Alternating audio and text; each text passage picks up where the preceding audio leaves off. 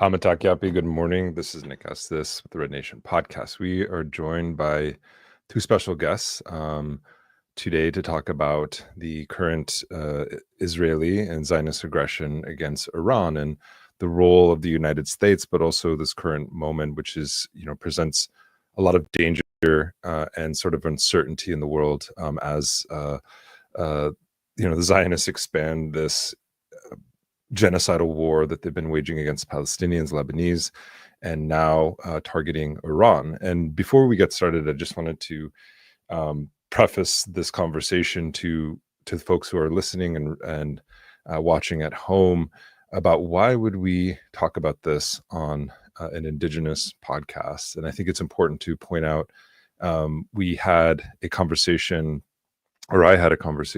with Jared Ware from Millennials Are Killing Capitalism about the long history of Native and Iranian solidarity dating back to the Iranian Revolution in 1979 and in 1980 attempts by the American Indian Movement and the International Treaty Council in mediating relations and negotiating sort of a peaceful settlement to the so-called Iran hostage crisis. But also at that particular time period, there was an oil embargo, there was a so-called energy crisis in the United States. Jimmy Carter, and before him, Richard Nixon, had looked to indigenous lands to sort of offset the United States energy needs to start developing what they called at the time national sacrifice areas within the United States to effectively wean the United States off of what they considered, enemy oil or enemy energy, right? And so we're in this moment again, I think, with the Trump administration, who is leading a war on several fronts. One domestically, with using the ICE, the Immigration Customs Enforcement officers, as well as the Department of Homeland Security, as essentially a police force to carry out his domestic policy and to crush internal dissent.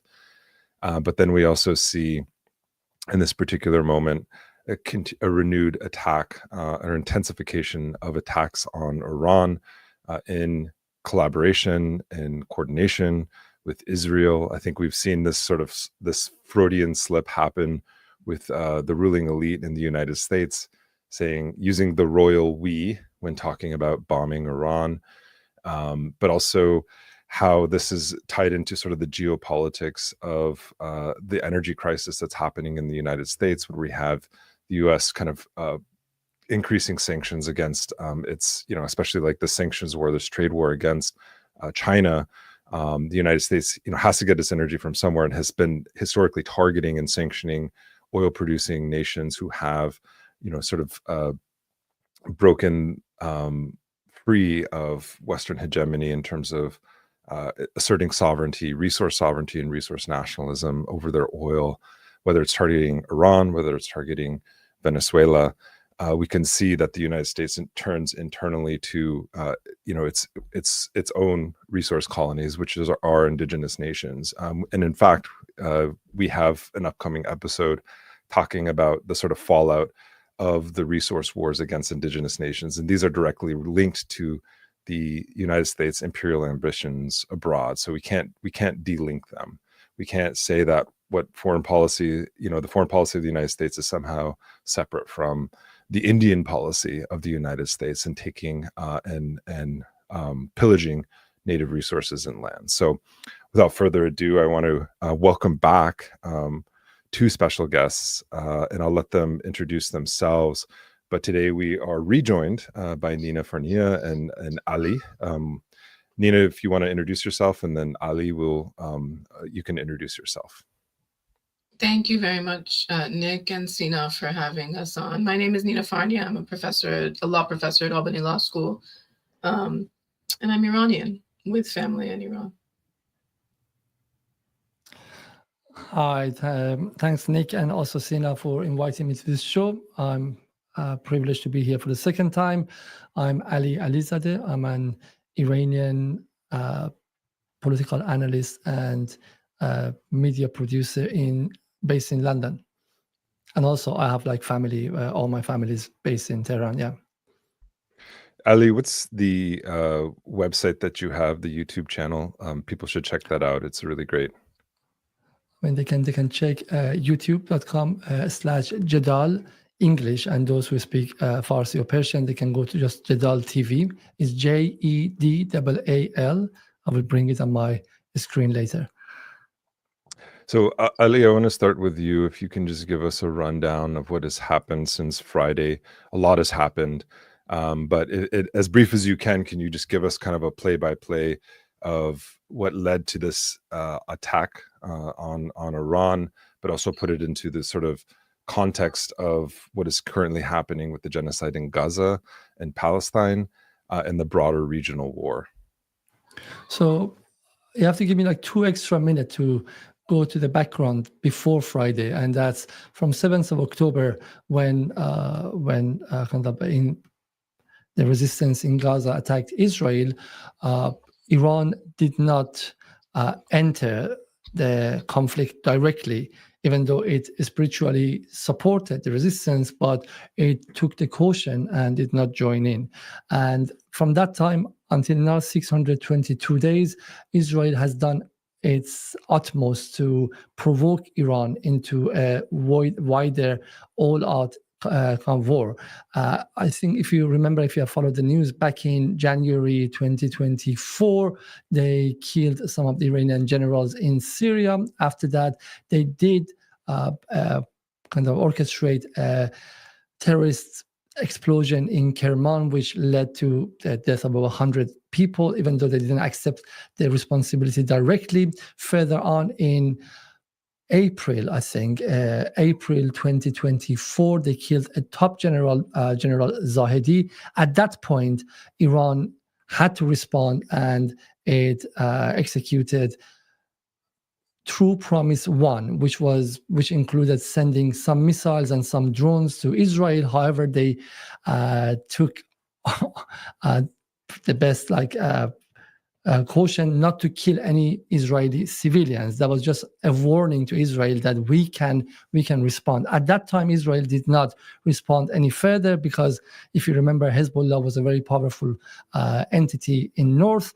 But then about 4 or 5 months ago, in the interim time, something big happened in Iran, and Iran's president, Ebrahim Raisi, miraculously, his helicopter fell down, had an accident, which now we possibly know it wasn't an accident, it was an assassination by Israelis, and the country went into a bit of chaotic time, going through the next presidential election.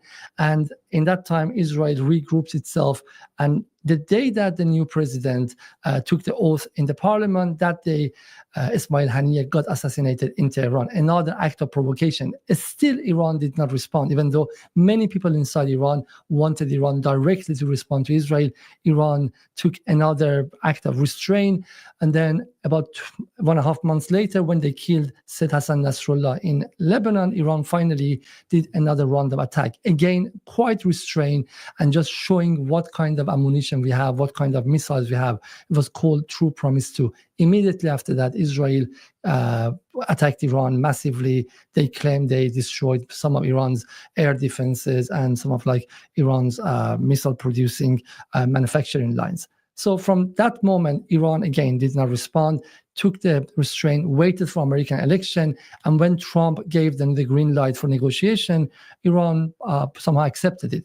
So Iran and America were in the midst of negotiation. That was supposed to be the round 6 on last Sunday, and Iran knew that, and Israel constantly was bragging that we're going to attack Iran, and Iran reached out to American counterparts and asked them, is Israel going to attack Iran? Because if they are, we're not going to come to negotiation.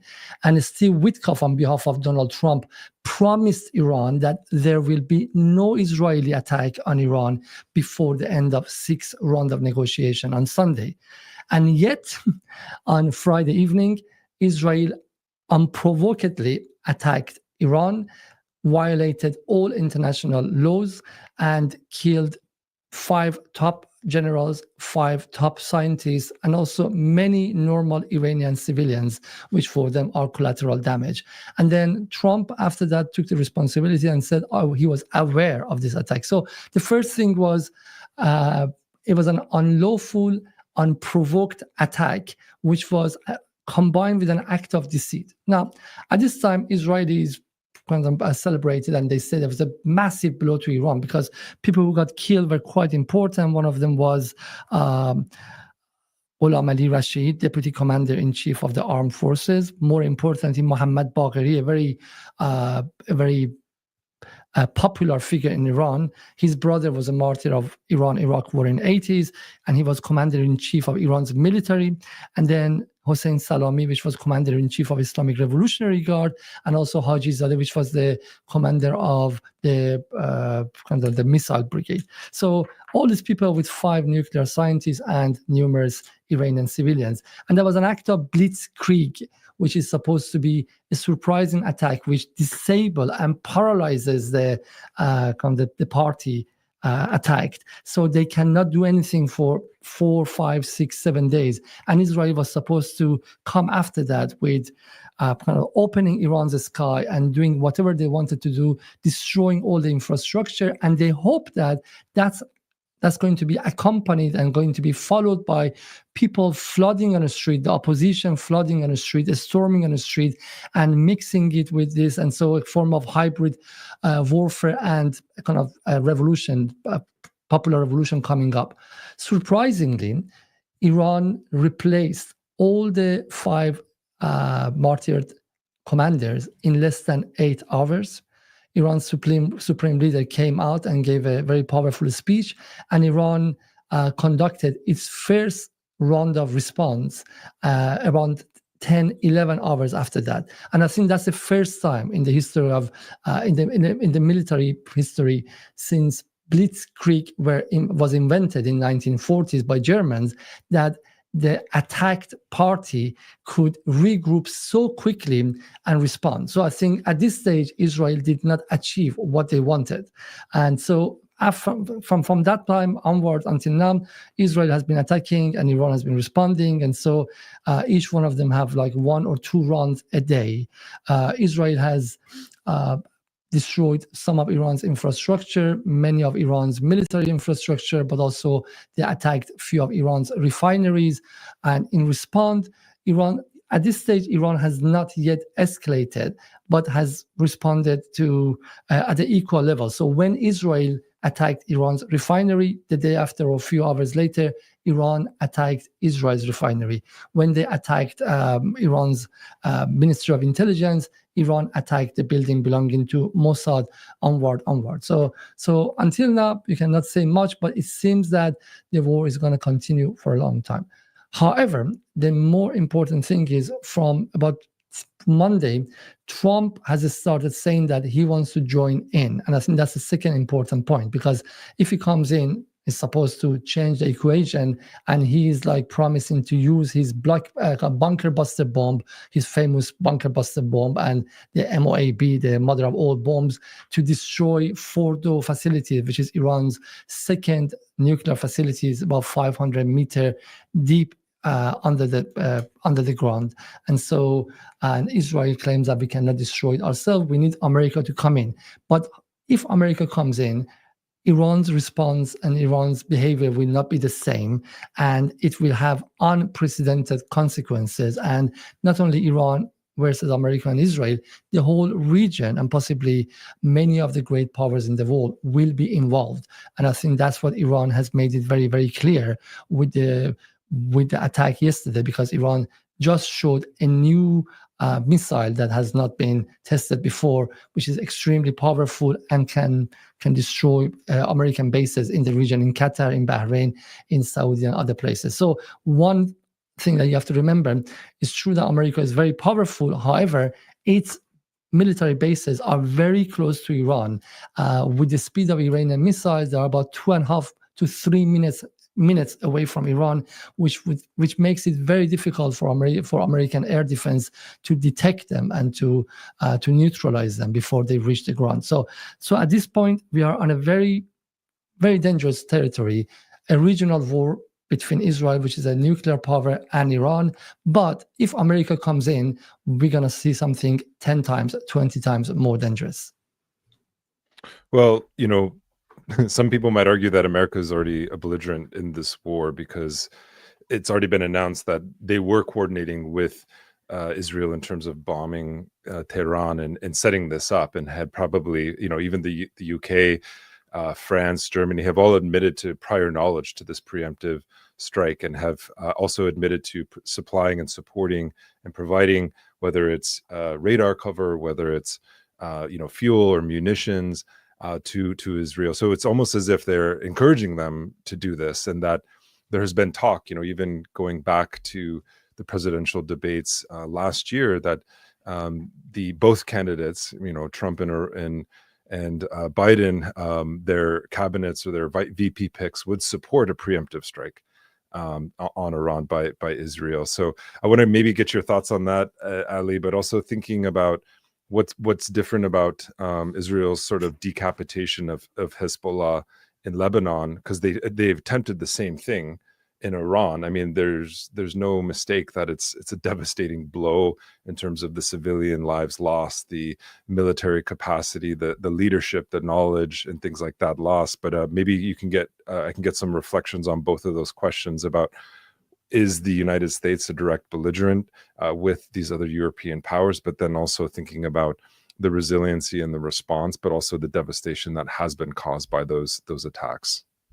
I mean, from an anti-imperialist point of view, we know that America is 100% involved because Israel is not a country. Israel is a military base, an outpost of America's military.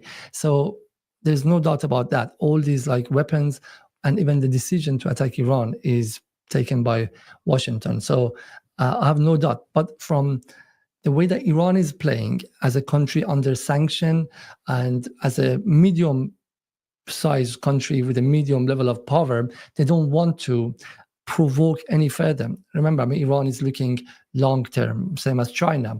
They have no delusion that let's go and fight with America and we can destroy them immediately, and then that would be the end of imperialism. America is still by far the most powerful military in the history of human being, with $700 billion a year there. And so Iran will do its best to avoid an all-out war with America, because while Iran is capable of defending itself, there's no doubt about that. I can explain why. But Iran has no appetite for its infrastructures to be destroyed and devastated and being turned into a scorched earth. And the reason for that is because, unlike many of the neighboring countries who have very expensive weaponry bought from America and European countries, Iran has fought a real 8 years war. Many of these people who are deciding are the decision makers of the military at the moment, and those 5 commanders who got killed, they fought day and night for 8 years, between 1980 to 1988, when Saddam was the darling of Europe and America and other kind of Western countries, and they supported him and they gave him all the kind of chemical bombs and everything, and Iran was fully isolated at the time. So these people know what the war is and they want to avoid possible devastation. But I think they're sending clear enough military messages to Trump that if he does the mistake and directly enters the war, that's different. Directly means American B-2s entering Iran's air and dropping those bunker buster bombs or any kind of attack or any violation from American Navy directly. That's different. If America directly enters the war, then Iran will also cross those boundaries and will leave its strategy of being restrained, and so will attack American bases, will Iran's allies in axis of resistance, will attack the refineries in Saudi Arabia, in Aramco, as they did before in September 2019, and Strait of Hormuz will not be a safe place for transfer of energy. In the last 24 hours, 2 ships collided together, which is possibly done by their radars being jammed with the help of Iranians.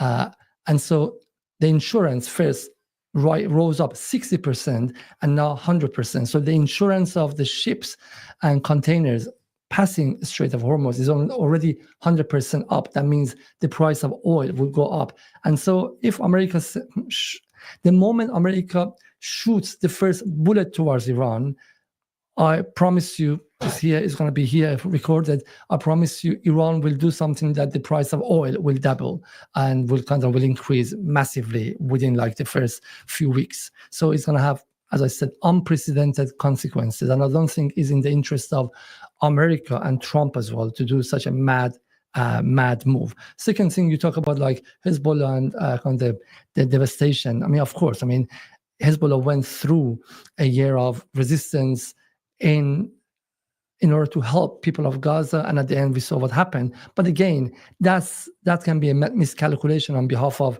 Netanyahu, and I think that's the cause of his current hubris, because he thinks Hezbollah is out. He thinks Lebanon is not an ally of Iran anymore. It's true, Hezbollah does not have the capacity of doing offensive, but if those boundaries are crossed by America or Israel in Iran, either America's direct attack to Iran or assassination of Ayatollah Khamenei, the leader of Iran that Israelis constantly are bragging about, then I promise you that Hezbollah, with its remaining power, will do things that no one has expected before. Because first of all, Khamenei is a religious figure who has, I think, a significant followership, number of followers in Lebanon, in Iraq, in the region as a whole. So they will respond in a very different way. So he's not Sayyid Hassan Nasrallah, he's not Qasem Soleimani, he's not only a political figure, he's also a religious figure. He's Marja' Taqlid, he's a source of emulation, which is the highest, he's like a pope for Shiite communities. That's one thing. Second, they know that if America and Israel and European countries create the existential situation of life and death, then all these like groups, Hezbollah, Houthis, Iran, will put whatever they have. And what you've seen in the last 622 days is not whatever they had. They were all restrained. Hezbollah was restrained, Iran was restrained, and Houthis were restrained. So I think maybe it's not the right platform to say that, but I'm sure Americans and American public should know that they will pay a very heavy price if America crossed the line. It's going to be massive American casualties in terms of American soldiers and personnel, and it's going to have massive economic effect on their lives, from the price of energy to inflation to everything else. Yeah, I think you laid out that situation pretty clearly, and I just want to make 2 points before I turn it over to Nina for some comments and questions. But one is that I think I've been reading a lot of Western analysts about what should happen in this particular moment, and I think either there's kind of two extreme poles. One is that Iran is so weak that it's going to be destroyed, and that Israel should just finish the job with the United States. The other one is that Iran needs to do X, Y, and Z and do this massive attack. And I think that sort of latter pole, while it may be sympathetic, or that perspective may be sympathetic, it assumes that countries like Iran and China or Russia have the sort of genocidal impulse of countries like the United States and Israel. They're not equivalent. There's different sort of, especially China not wanting to enter into a direct confrontation with the United States, or Iran, as you pointed out, kind of trying to avoid any sort of engagement directly, because they know the civilian casualty, they know the tolls, they don't want the destruction. But at the same time, we're sort of seeing a larger sort of game at play. And this is where I want to turn it over to Nina to maybe, can you put this into a larger geopolitical context? Because there is this conversation about the focus on Iran as a sort of a pivot to Asia, right? This is kind of the goal here, is to sort of draw perhaps China into a larger sort of regional war, and perhaps moving the sort of arena to a different area. And you have an excellent article in the Cradle. I'll drop the link in the chat so people can check that out. But maybe you can just put that into perspective for folks, that this is not just a sort of concentrated regional war, but as Ali was alluding to, there's an attempt to draw in sort of a great powers conflict. Thank you both. Thank you very much, Ali, for that detailed sort of short history. I want to start by saying, before I answer your question directly, Nick, I want to start by saying that, first of all, what has happened over the last 6 days is monumental, because it was first the Palestinians with Al-Aqsa flood that proved that the Zionists are no longer impenetrable and undefeatable, right? The Palestinian resistance has proven that the Zionists can be defeated against a peoples that are largely besieged and impoverished and basically imprisoned in the largest prison in the world, right? What Iran has done with True Promise 2 and now this operation is to show that Israel and neighborhoods within Israel can be leveled. They can be leveled by munitions developed organically and indigenously by the Iranians, right? They're not borrowed from NATO. They're not borrowed from the Americans. They were developed with indigenous technology, indigenous expertise over decades of time. And now they're being put into use. And if you look at the imagery coming out of Israel, right, imagery that even the US media is covering, there are whole neighborhoods that are leveled. Just last night, the IRGC announced that the Israeli missile defense system has been eliminated. And all of a sudden now the E3 are calling for negotiations with Iran today, right?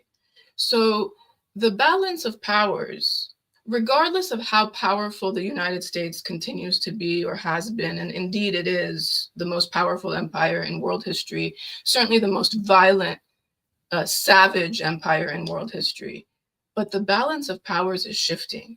And it's shifting in part because of Russia and China, but also because of Iran, especially if we view Israel as what Ali said that it is. It is basically a US military base, a mercenary entity, a vassal inside our region, ready to kill as many people as the US tells it to kill, to destroy as much infrastructure as the US tells it to destroy in order to maintain US domination of our region and parts of Asia and Africa. So the fact that Iran has chosen to respond and has chosen to respond so aggressively and has spent the last couple decades producing, I mean, this is, I think this is from Ali's show, though I'm not sure. They have weaponry that they developed specifically for Israel.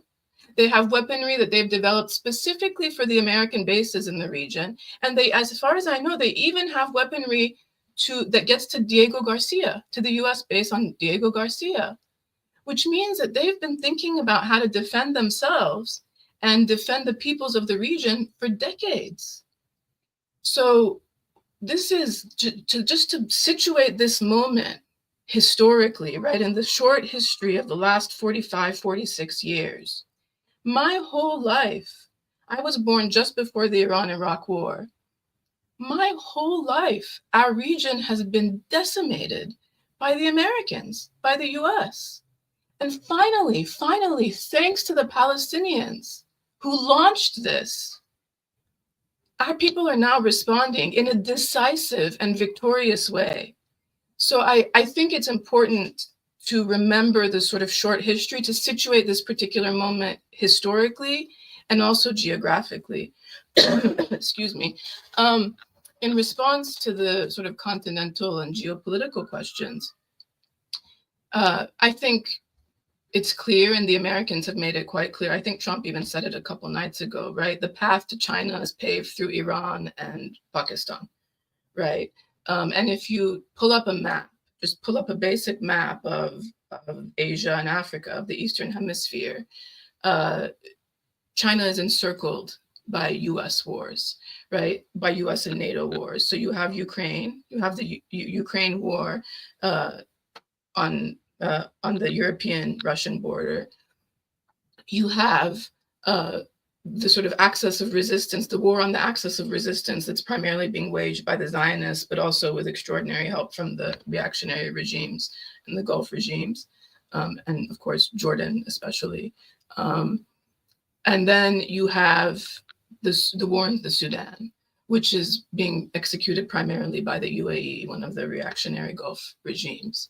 So if those three wars are basically encircling China, and then the Pacific Command, the U.S. Pacific Command, is the largest military command on the planet, the largest U.S. military command on the planet. That's on the other side of China. The U.S. just tried to spark a skirmish or something larger than a skirmish on the border of India and Pakistan. It didn't work, and it didn't work because Pakistan had Chinese weapons. And that was a decisive test of Chinese weapons, and the Chinese weapons turned out to be better than the American weapons. And so I think everybody understands that this is a war on Asia. This is a war on the rise of Asia, on the rise of China. The Russians, I think, just yesterday said that the Iranians are self-reliant. They can stand on their own 2 feet. We do not have a co-defense agreement, but should they need us, we'll be there. That's what they said yesterday.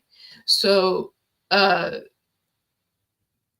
Americans, for all their big talk, right? And it's obvious that they're coordinating the logistical support, the refueling. I mean, the Zionists could not do this without the Americans. But for all their big talk, they're not willing, as of yet, they're not willing to put big troops on the ground. They're not willing to send a ton of people the way they did to Iraq. And if should they decide to start shooting down, to start hitting Iranian infrastructure themselves, so not through the Zionists, but to do it themselves. Excuse me, the Iranians have made clear that they're going to close the Strait of Hormuz. The Yemenis will then close Bab al-Mandab, which basically separates one hemisphere from the other, meaning that the Chinese commodities can no longer get through to the US, and oil and gas can no longer travel anywhere. And they're going to start hitting American bases. And with what we've been witnessing in terms of the military infrastructure of the Israelis being completely decimated over the last 5-6 days, it's a true question for the Americans whether they can handle to take this hit.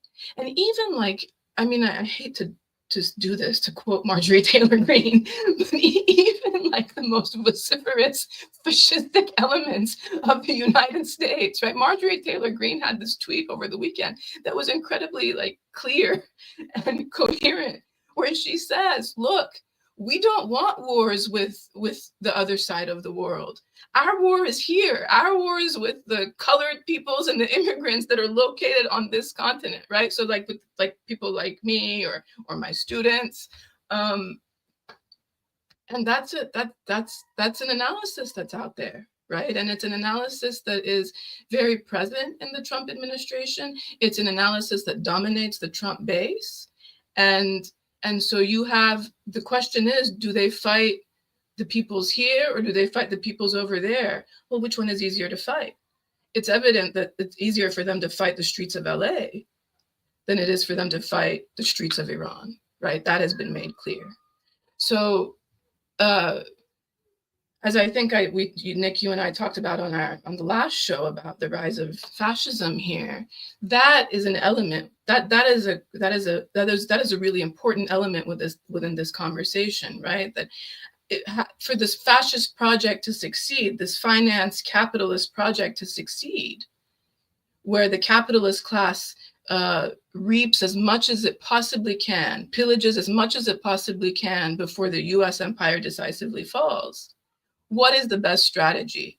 Is the best strategy to go to head-to-head war with Iran? Probably not. Now, that may happen. I could be wrong, right? But it's probably not the best strategy, especially in light of Iran, the Iran's capabilities as it has proven over the last 6 days. Yes, thanks so much for that sort of overview.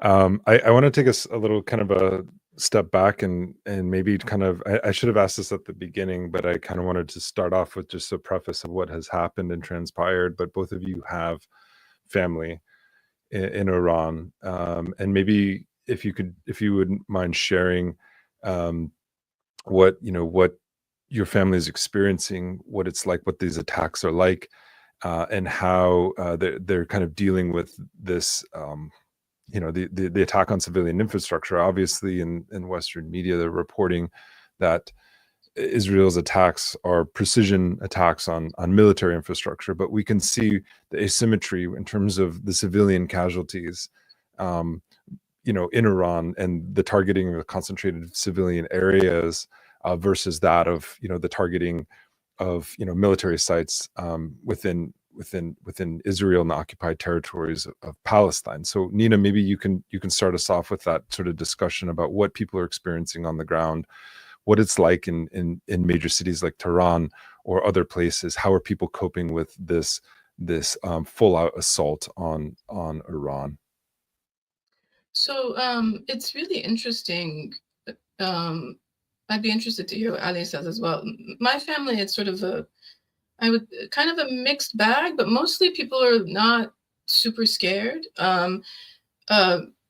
My family, my cousins and my aunts and uncles were all like alive and conscious during the Iran-Iraq war. And so for them, I actually think one of my cousins said, "We've been here before. This is nothing compared to what we experienced then. We can handle this." There is, the Zionists always lie, but there is some truth to the fact that Tehran has not been leveled the way Gaza was leveled, right? It's just not the case. You can still see most infrastructure is fine, and all that. And I have family that refused to evacuate. My family's from the north near the Caspian, and so I have family that lives up there. I have family that went just to be with them when this began. I have family that refused to evacuate Tehran. I have family that lives in a suburb of Tehran that has been hit hard, and they haven't evacuated. And then I have family that has evacuated and has gone to different regions in the south. And by and large, I think they're not scared for their lives. But the way that they have been affected is that Israel, a couple days ago, did a cyber attack on the banking system. And that affected people's ability to use their cards and to access money. And I don't know if that's been resolved yet. Ali might know. Yesterday, they tried to do a cyber attack on the media, sort of all of the media to take over the screens and then call for Iranians to revolt. That didn't work. Even if they had worked, the Iranians obviously wouldn't have done that. It's obviously clear that Iranians are not interested in following the diktats of Netanyahu.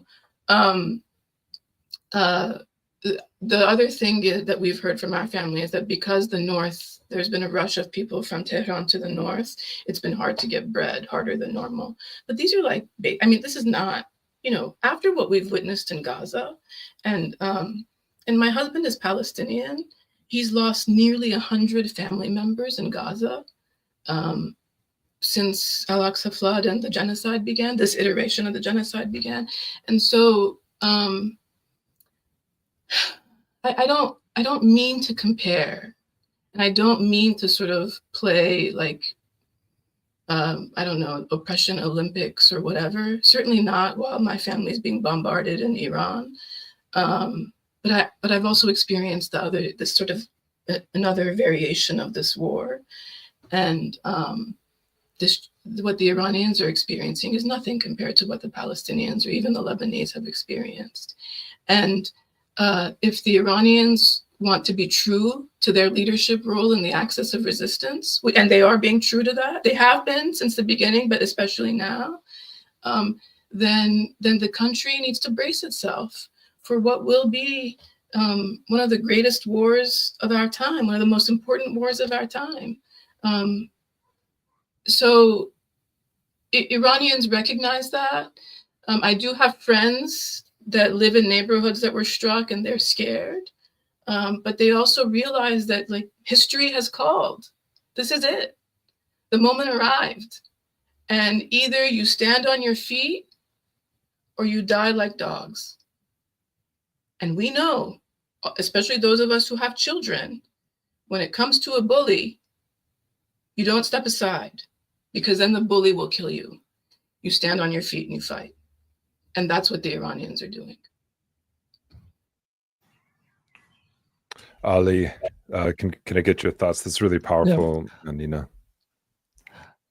I have to make it a bit more complicated because, I mean, remember the moment this war started, Iranian society did not see itself as leading axis of resistance. Actually, Iran is very divided.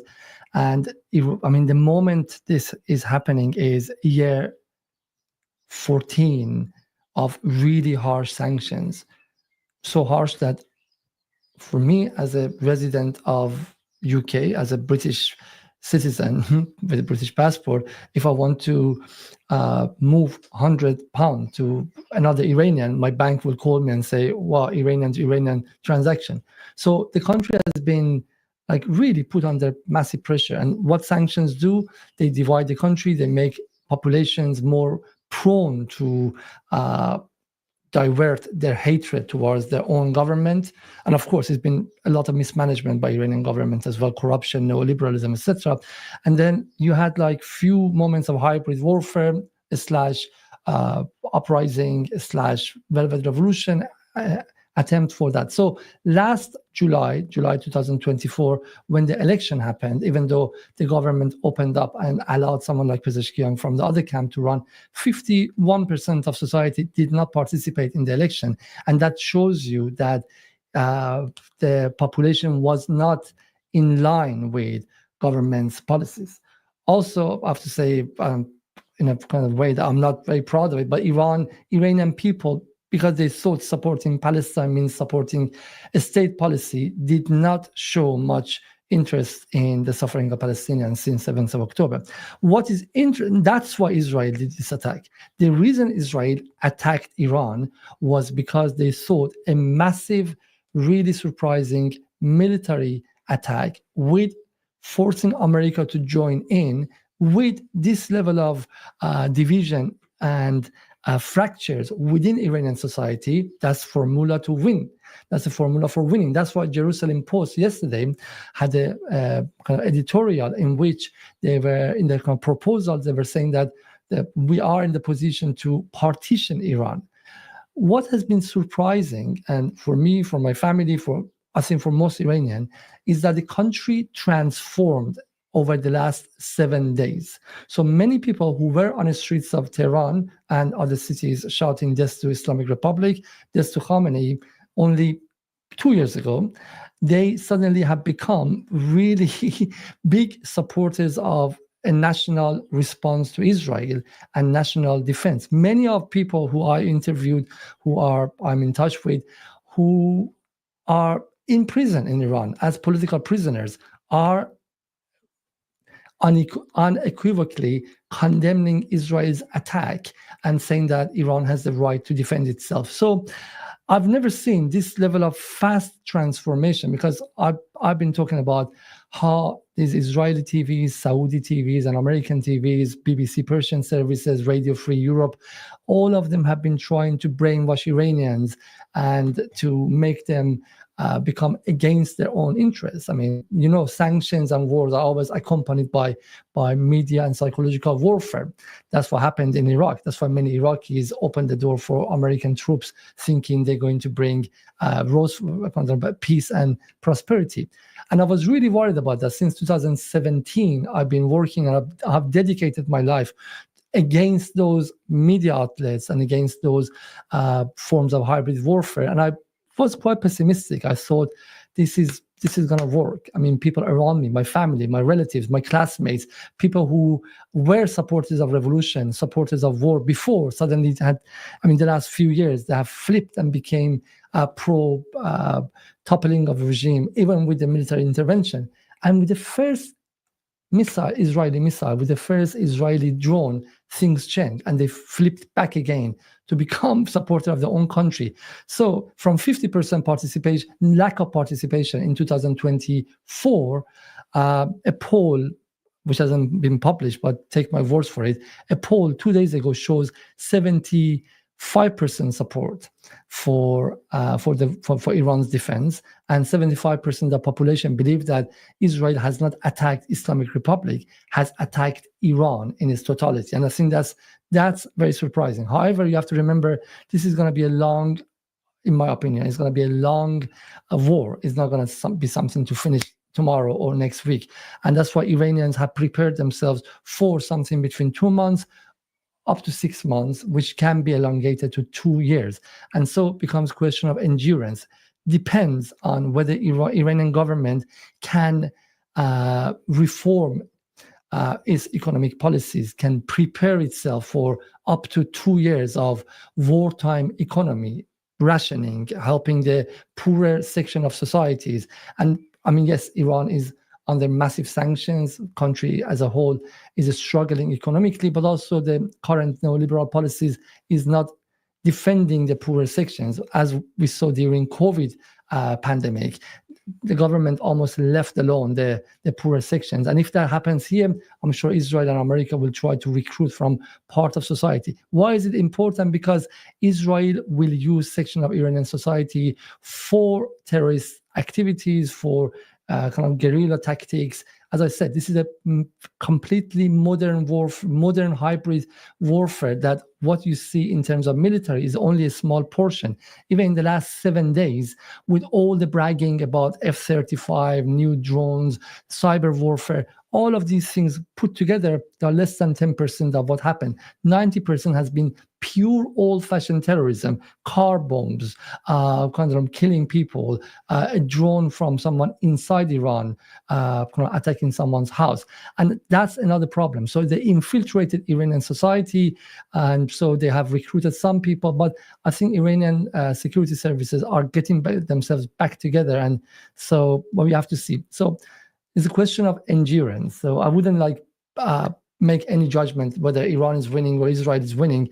We have to wait and see what's going to happen in 2 months. But if Iran can endure itself for a couple of weeks, for a month, I think Israel cannot maintain this level of air defense, because the air defense they use are made by America. Some of them are very special. You only make very limited number of them. I mean, what you have in Iron Dome or David's Slinger is not something that you can just do. I mean, each one of them costs a lot. One round of Iranian missile to be defended by Israel costs up to 200, 300 million a night. So it's also a question of endurance. But I think what we've seen so far from Iranian society is something that no one believed, not the opposition, nor Israel, not even Iranian state, nor Iranian people. So the mood inside Iran is something which only resembles 1980, the mood against war in Iraq. And you have to remember, in that time, things were different.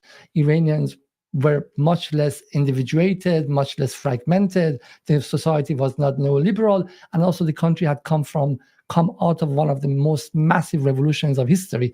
This being repeated now is, I think, is a miraculous phenomena. And if I'm allowed, I would like to show you one video which I tried to subtitle with artificial intelligence, but which shows what I'm talking about. So remember, a week ago, if you would go to Iranian social media, especially the middle class, they would talk about few things. Ali, can you send me the link to that video and I'll share it on the screen? I will show it from my end. I will show it from my end if I'm allowed. Yeah. So a week ago, people would talk about whether we should buy gold or dollar or Bitcoin, which country we should migrate to, and also like the question of like going to positive psychology classes, etc. And in 1 week, look at what has happened. اتفاق افتاد، گفتم براتون تعریف کنم. اومدم نون بگیرم، 25 تا نون بود، 10 نفر آدم بودیم. اینم نون. Can you read the subtitle? Yeah, we can read it. همین الان اتفاق افتاد.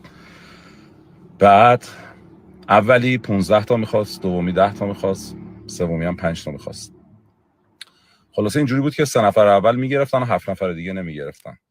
نفر اول یهو گفت من نون نمیخوام، بده به بقیه. نفر دوم گفت منم نمیخوام، بده به بقیه. نفر سوم گفت من یه دونه میخوام. و اینجوری شد که نونا رو بین هم تقسیم کردیم، بین 10 نفر. خیلی صحنه عجیبی بود.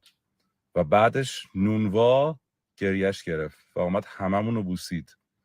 بغض کرد، اومد هممون رو بوسید. اصلا یه فضای عجیبی بود. این فضا رو من دهه 60 دیده بودم فقط. واقعا فضای عجیبی بود. So this is what I'm saying. Ali, for the people who are joining only by audio, can you maybe just summarize what we just witnessed or what we just saw and heard? So the guy says, the middle-class Iranian says, I went to the bakery. There were 10 people in the queue, and Iranian bread is like flat bread, like, I don't know, tortilla. So you buy like 20, 50, 20, 30, and you put it in the fridge for a couple of days. That's how you do your shopping in the bakeries in Iran. And so there were like 25 breads were left all together. The first person wanted 15, second person wanted 10, third person wanted 5. And then the rest had to go home empty-handed. And the first person said, I don't want at all. Second person said, I don't want at all. And the third person said, I want 1. And in that case, so they divided the bread between everyone. Everyone took 1. And so that's a society which was highly neoliberal until 7 days ago. And this attack has united it and has forced it to become egalitarian, has forced it to like share. And if this continues, I think Israel, America, none of them can do anything. So this is an important thing because, as I said, the Israeli script was not only military, it was supposed to be military mixed with people uprising, using the conflict between Kurdish section, Baluch section, ethnic fighting, religious, non-religious, the question of like women, all of those things were supposed to come along with Israel and become part of the regime change thing. And now the people say, fuck you. We don't buy your regime change. We've seen your regime change in Gaza. And you, as a genocider, you are not in the position to like change any regime. I mean, if there is any regime to be changed, is the regime of international law in which allows a psychopathic genocider to continue for 622 days. And if I'm only allowed to say that, the reason Netanyahu attacked Iran is because European societies and government did not stop his genocide in Gaza. They did not stop his massacre in Lebanon. If he was stopped there were 622 days that people could have stopped him in Washington, in London, in Paris, in Berlin. And the reason, because he wasn't stopped, he felt impunity to kill more. And if he is not stopped now, he wouldn't stop with Iran. He will go to Pakistan. He will go to Turkey. This killing machine will not be stopped until people in the West stop it. And I think whatever it takes, if it takes like, I don't know, if the form of like protest at the moment is not working, people should think about something more. But they should think about stopping him, because Israel is the force which is bringing the whole planet to the annihilation point. It can bring the country, it can bring the world to a moment of world war. And unless a real popular force stop them, I think we are all in danger. I mean, everyone in the world is in danger. It doesn't matter whether you live in the Middle East or West Asia or you live in the West, because what's happened there in Gaza, in Lebanon, in Syria, in Yemen, and now in Iran is going to have reverberation everywhere. Thanks for that, Ali. I want to get Nina's response here, because Nina, I want to maybe ask you, like, what sort of, because Ali's kind of hinting at this. We're at a turning point. We're at a sort of precipice, and you made it very clear that this is a historic sort of shift in geopolitics. And what do you see as sort of like looking at history in terms of like other examples? Like, what parallels can we see in this particular moment in terms of where we may be heading in this future? It does look very grim. There's going to be, as Ali had said, and as you have also intimated as well, it's going to be very violent. But where do you see this going in this particular moment? Thank you both. I'll come to that, Nick, but I just want to backtrack a little bit. I want to do a maybe friendly disagreement with Ali, a disagreement among new friends. So in terms of what's happening inside Iran and the sentiment in Iran, I would hesitate to call it a 6-day transformation, because that's just not, I think, possible. But also, I think for me, and I know that sentiment well, I know it quite well. The moment that I began to think that the West's clutches on the Iranian public are not as strong as we thought is when General Soleimani was assassinated and millions and millions of people poured into the streets. to commemorate his legacy and to prove to the Americans that they, whatever their disagreements with the current government, they will defend their national sovereignty. And then we saw sort of different versions of this kind of mass-based, respect for national sovereignty. Since then, we've seen different variations or iterations of it, especially during the anniversary celebrations of the revolution. People have poured into the streets. And it's been different kinds of people not wearing hijab, people with Palestinian keffiyehs draped around, women with keffiyehs draped around their shoulders, not on their heads as headscarves. And so I don't think this is a 6-day transformation. I think what we're seeing is a nation of people who are committed to their national sovereignty for a variety of different reasons, but they're committed. In terms of the question of the West, what we're witnessing is the Rumsfeld doctrine, right? So you lose in one place. The Rumsfeld doctrine is that if you lose in one place, you expand to another place. And so when they couldn't win in Gaza, they went to Lebanon. They couldn't really win in Lebanon, so they went to Syria. Syria, they basically won. Then they started hitting Yemen. Now they're hitting Iran. And I think we should expect, I hope I am wrong, but we should expect that this doctrine will continue, that this moving war will continue to rotate. It may even rotate outside of West Asia into other parts of Asia or Africa, and eventually it will hit the Western Hemisphere, either the Caribbean or South America or Central America. Eventually all of this will shift to the home front for sure. But right now, the Monroe Doctrine still stands. So in that, if that is the case, the only force that can defeat this, the American people are responsible for fixing their government and for ending this empire, most certainly, but they don't have the fortitude to defeat the empire. It's our peoples that are going to do it. And there was the same with Vietnam, right? The Americans showed up, they showed out, they tried really hard, but ultimately it was the Vietnamese that defeated the US in Vietnam, with the support of allies around the world. Nick, just to quickly answer your question. So there's an article coming out in Middle East Critique, which is an academic journal, but I think the article will be available publicly for a while, on the Battle of Cuito Cuanavale in Angola during the Angolan Civil War. The article's by Navid Farnia, and it's part of a special issue edited by Alex Avinia. And what Navid basically describes is how that battle, which was the decisive defeat of the South African apartheid regime, it occurred a few years before the fall of apartheid. It appears like the axis of resistance is operating a bit like the various forces that won that battle operated back then. Cuba entered that battle. They sent something like 50,000 troops, and they were fighting alongside the popular Angolan movement and ANC and basically the whole South African left.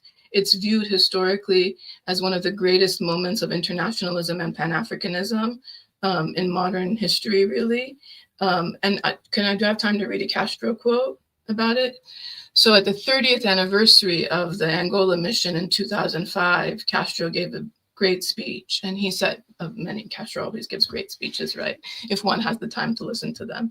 But he said, at no time did the US president or his powerful Secretary of State, Henry Kissinger, or the US intelligence forces even imagine the possibility of participation by Cuba. Never before had a third world country acted to support another people in an armed conflict beyond its geographical neighborhood. So what we're seeing now, this with the axis of resistance, it's obviously not comparable to Cuba's accomplishments in Southern Africa and the African people's accomplishments, but the axis of resistance and Iran's support of Palestine and the Lebanese, it is this kind of internationalism, right? This is what it is. Now, Iran may gain from it. Certainly, Iran has geopolitical reasons to participate in it, but this is the kind of internationalism that Iran is executing and implementing. And it's the kind of internationalism that the Iranian people have said over the since Al-Aqsa flood, that Iran needs to start participating in. So, you know, we don't know what's going to come of this battle, whether it's a few months, a few weeks, or a few years. Iran has said that for them, the reason that they haven't escalated in the way that people want is because they view it as a war of attrition, and they're ready to stay in this for a couple of years. So if that's the case, then attrition means a slow wearing down of the enemy. If they can slowly wear down the US empire through the Ukraine front, the now Iranian-Palestinian front, and then the Sudanese front, that will be a decisive defeat in the Eastern Hemisphere. At which point, the focus of struggle will move to the Western Hemisphere, and the Western Hemisphere will need to be ready. That's my prediction. Well, it's a very, very dire situation, but I do think there is. I think we started this conversation off with a spirit of like, I guess I don't know what it would be. It's very somber, but also there's a lot of possibility, and there's uncertainty and anxiety, as well as thinking about how these things, the spell of inviolability, let's just say that, around the global imperial order has been broken. The images that we're seeing right now has shown that colonialism, you know, is still on the agenda for Western European powers, but also decolonization and anti-colonial resistance and anti-imperialist resistance is still a major force. And I would venture to guess that this is, you know, what we've experienced since the Cold War into now is the slow sort of burning of World War III. People think that World War III is going to be this climactic sort of clash of civilizations. It has already been happening, right? Through hybrid warfare, as Ali has pointed out, through the conflicts against the South African apartheid regime, as you just talked about, Nina, and it shows that these anti-imperialist forces have not been defeated, and that there is still a political alternative, you know, on the horizon. And so with that, I want to respect both of your time. I know you were in different time zones in different parts of the world, but if we want to maybe just, I'll turn it over to Ali and then give the final word to Nina. If you want to just summarize where we're at this moment as succinctly as you can, and you know where we can find your work. I know Ali has his YouTube channel on his profile picture, but things that you want folks to check out and to follow in these coming days, weeks, months, in terms of providing analysis and insight of what's happening inside of Iran, but also with the axis of resistance. So first is final thoughts, and then things that you want people to follow. So we'll start with Ali and then move to Nina.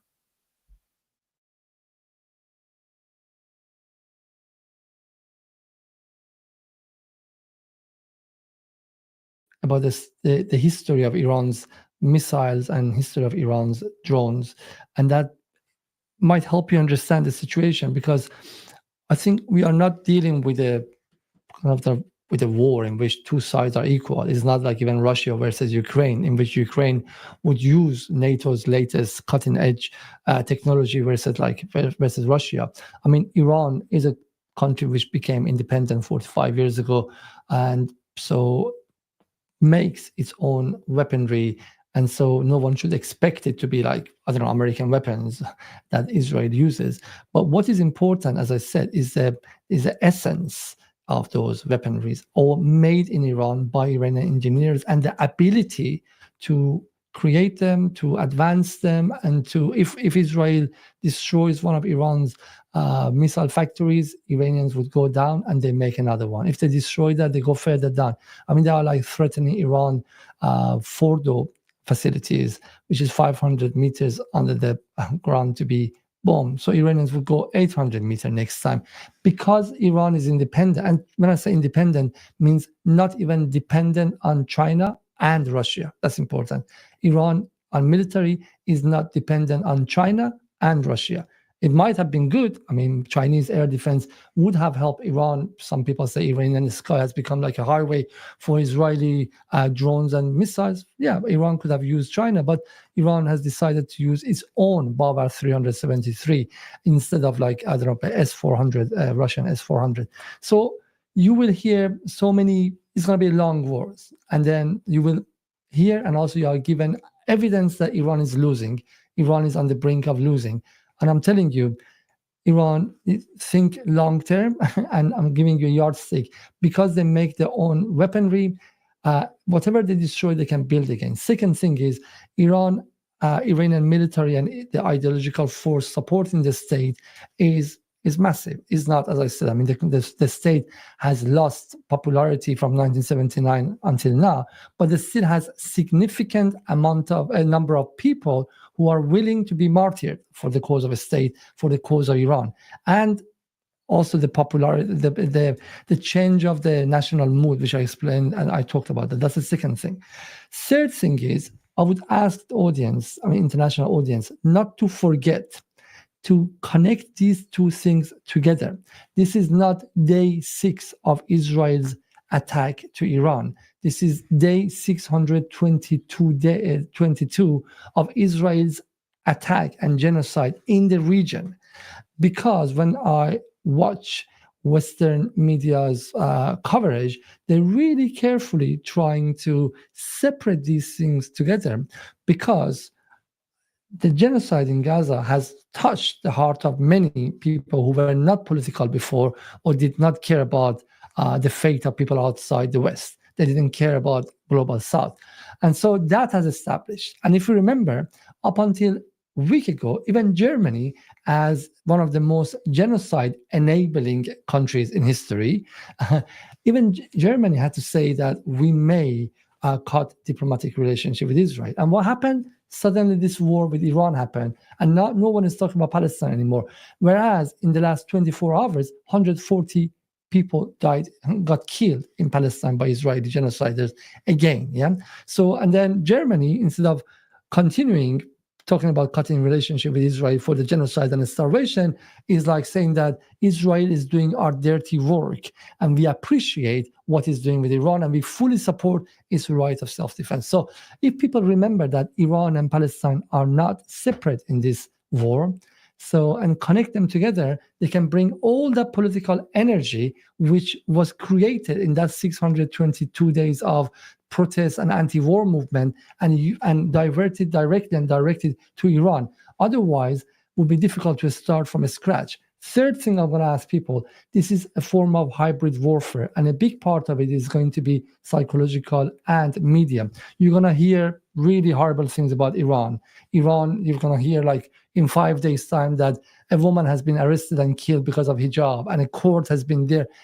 Don't lose the big picture. The big picture is Israel has attacked Iran, and many of these news are going to be fabricated by Mossad and by IDF and by their experts of psychological warfare to deflect you and to distract you from what's happening, as we know, and to create cognitive dissonance and make you forget who is the culprit and who is the victim here. So be very careful and have the kind of large picture, which is one country is doing genocide in this region and the others are the victim of it. And so don't fall for many more, ever more complicated psychological psyops of IDF.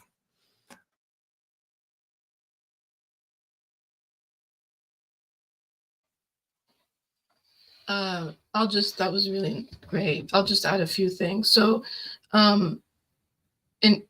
practically speaking, yesterday there was a National Day of Action in the United States. I'm located in New York. There was a National Day of Action in the United States. There were actually some great protests around the country. But I'm assuming that as long as this war continues, the protests will grow. On June 28th, there's an International Day of Action that's been called by activists around the world. And so I urge everybody, no matter where you are, how small you are, how big you are, to organize something. And the announcement for that is circulating, I think, on social media. So it's important to activate. It's really important to activate and to ensure that however much the US is already involved, that the American people that challenge its involvement, right? From a conceptual standpoint, the way to think of this war is as one of the greatest examples of third world national liberation in practice and in internationalist form, right? This is if you think of it from an Iranian historical standpoint, this battle is a part of Iran's long struggle for national liberation, because Iran knows that the peoples of the region, the Palestinians, the Arabs around the region, especially the Palestinians and the Iranians, cannot be free so long as Israel exists in the region, so long as that giant military base exists in the region. And so the way to think of this, as you march in the streets and as you call for liberation, is that this is a part of Iran's national liberation struggle in internationalist form, right?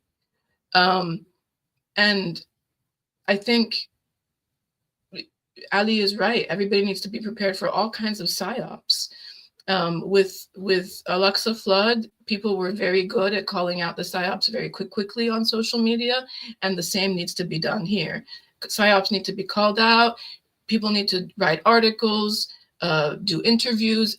You know, it's from the pen to the sword. National liberation requires everybody, and it even requires the baker.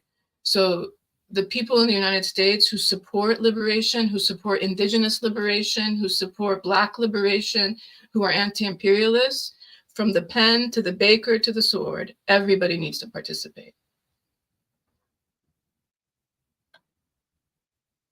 Wow, thank you so much. That's a really great way to end it. I appreciate you both taking the time to offer your thoughts, and my thoughts and prayers go to your families in Iran, and to all the people who are struggling, against imperialism in this moment. Every day I wake up and dread looking at my phone because of the immense amount of destruction that has been caused against Palestinians and now Iranians and Lebanese people. But I think there's a lot of hubris in Western sort of powers to think that they can stop, the natural force of people, because the natural force of people and anti-imperialist resistance is like the coming of the spring. You can't stop a season. You can't stop flowers from blooming, just like you can't stop a hurricane. And I think that's where we're at in this moment. And I just appreciate you both offering words. We'll probably have you both on again in the future. I thank you for all of your work. For folks that are listening or tuning in, I put links to the articles that Nina had mentioned, and also Ali's Jedal YouTube page for people to check out. There's a really great documentary on Hezbollah. He and I spoke about that last time he was on the show. So I appreciate you both for taking the time, and safety to you and your family. And thanks again for joining us. Thank you both very much. And Nick and Sina, love to you. Sina, as always. Nick is a comrade. Ali, very happy to meet you today. Thank you all very much.